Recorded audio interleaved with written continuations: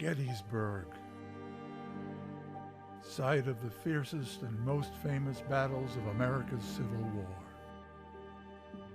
Many historians say that it was the pivotal battle of the war, the battle that turned the tide in favor of the Union and changed the outcome of that war.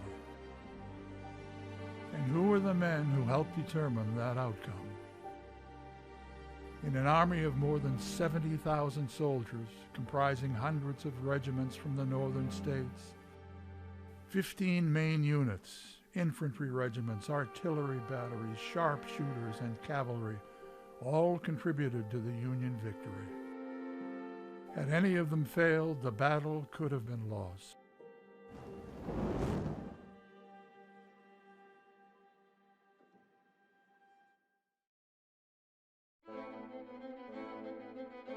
July 1st, 1863, the first day of the battle. Thousands of Confederate soldiers began streaming toward the small Pennsylvania town. On July the 1st, 1863, it becomes a meeting engagement. Neither Robert E. Lee nor George Meade expected a battle on this day. And what transpires is that for the only day of the battle, the Confederates are going to have an advantage in numbers. The Southerners are invading the North, and when they heard the Union Army was coming, they decided to concentrate their army. When they did, the roads bring you to Gettysburg. That's why the battle is fought here, and those roads really favor the Confederates because they brought 30,000 soldiers here on the first day, and the Union could only muster 20,000.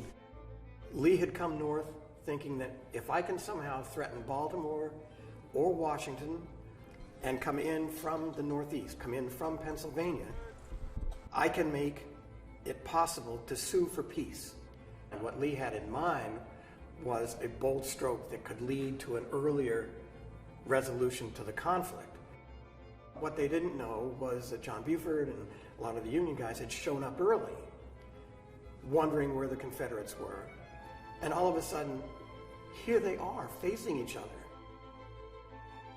Oliver Otis Howard from Leeds, Maine, shows up, and he climbs up into the tower of the Lutheran Seminary, and he's looking and he's seeing that clearly there are a lot of Confederate troops coming this way.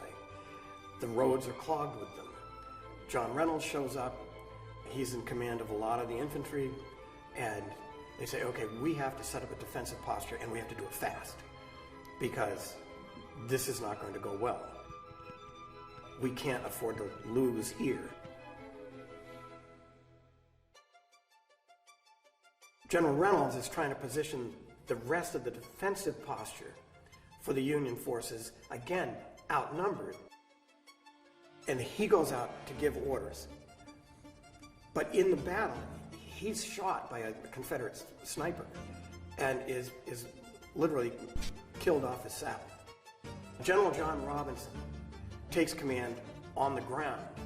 Howard is still in the seminary, and they're trying to figure out what the defensive posture is going to be with the guys who are not coming in, and sending orders out to the groups that are on the north and west side of Gettysburg. Get back through the town, get up on the ridge.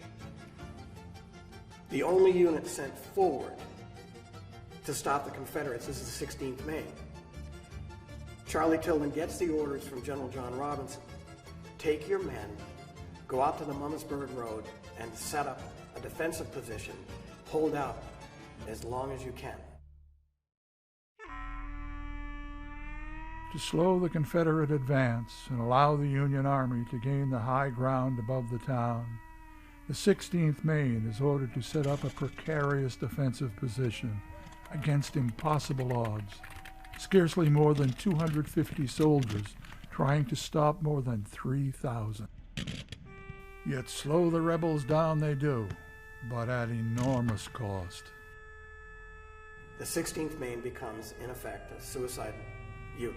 They are sacrificed so that the rest of the Union troops can get to the higher ground. And the regimental flag has been torn to shreds rather than let it be captured.